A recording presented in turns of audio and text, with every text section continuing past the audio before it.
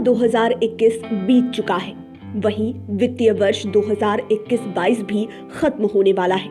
ऐसे में अगर आपने अभी तक टैक्स सेविंग को लेकर कोई फैसला नहीं लिया है तो फिर आपके लिए ये भारी पड़ जाएगा।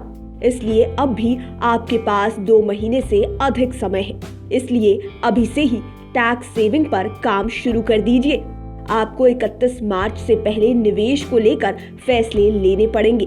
दरअसल टैक्स सेविंग के लिए समय से पहले निवेश करना होता है और फिर आयकर विभाग को निवेश से जुड़े दस्तावेज प्रूफ के तौर पर देने होते हैं। आप तमाम सरकारी सेविंग स्कीम में निवेश कर टैक्स सेविंग कर सकते हैं। यही नहीं, कई स्कीम्स में रिटर्न भी बेहतर मिलता है और टैक्स छूट की भी सुविधा मिलती है।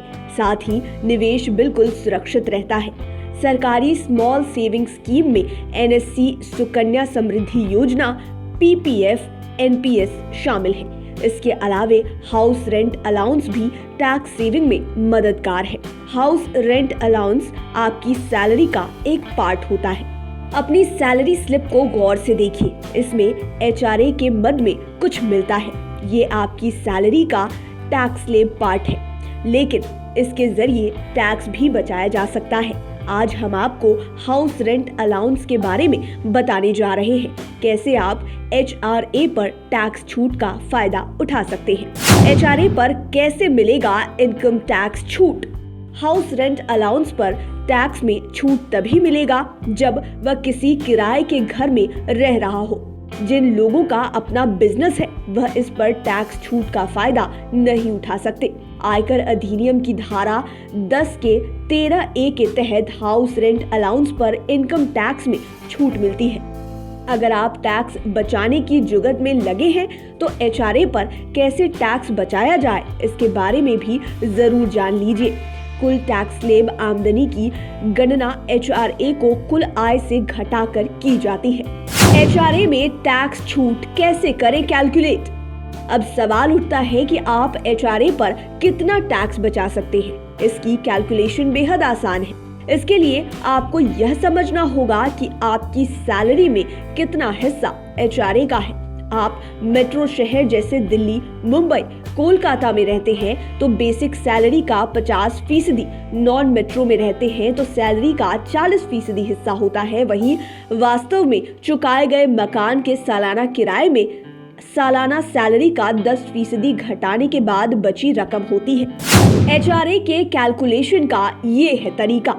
सबसे पहले यह देखें कि कंपनी की तरफ से आपको 1 साल में कितना हाउस रेंट अलाउंस मिलता है। इस कैलकुलेशन के लिए आपके वेतन में मूल वेतन के साथ साथ महंगाई भत्ता और अन्य चीजें जुड़ी होनी चाहिए। मान लीजिए आप पटना में नौकरी करते हैं और किराए के मकान में रहते हैं। किराए के तौर पर आप 10,000 रुपए महीने के देते हैं तो नौकरी करने वाले को HRA के तौर पर अधिकतम 1 लाख रुपए की बचत हो सकती है। HRA का फायदा लेने के लिए जरूरी है ये डॉक्यूमेंट्स। हाउसिंग रेंट अलाउंस का फायदा उठाने के लिए आपके पास एक मान्य रेंट अग्रीमेंट होना चाहिए। रेंट अग्रीमेंट में मंथली किराए, अग्रीमेंट की समय सीमा और आपके तरफ से खर्चों का जिक्र होना चाहिए। अग्रीमेंट पर आपका और मकान मालिक का साइन होना जरूरी है, भले ही मकान मालिक आपके माता पिता ही क्यों ना हो। यह अग्रीमेंट 100 से 200 रुपए के स्टाम्प पेपर पर होना चाहिए। अगर सालाना रेंट 1 लाख रुपए से ज्यादा है तो रेंट की रसीद के अलावा मकान मालिक को पैन देने की अनिवार्यता है। वहीं आपके पास मकान मालिक से रेंट चुकाने के बाद मिली रसीद भी होनी ही चाहिए। बहरहाल अब भी समय है कि आप सब काम छोड़कर टैक्स सेविंग पर काम शुरू कर दीजिए। लाइव सिटीज की डेस्क रिपोर्ट। अगर अभी तक आपने हमारे चैनल को सब्सक्राइब नहीं किया है तो जरूर कर लीजिए। ये वीडियो फेसबुक पर देख रहे हैं तो पेज को लाइक करें, साथ ही साथ आप हमें ट्विटर पर भी फॉलो कर सकते हैं। धन्यवाद।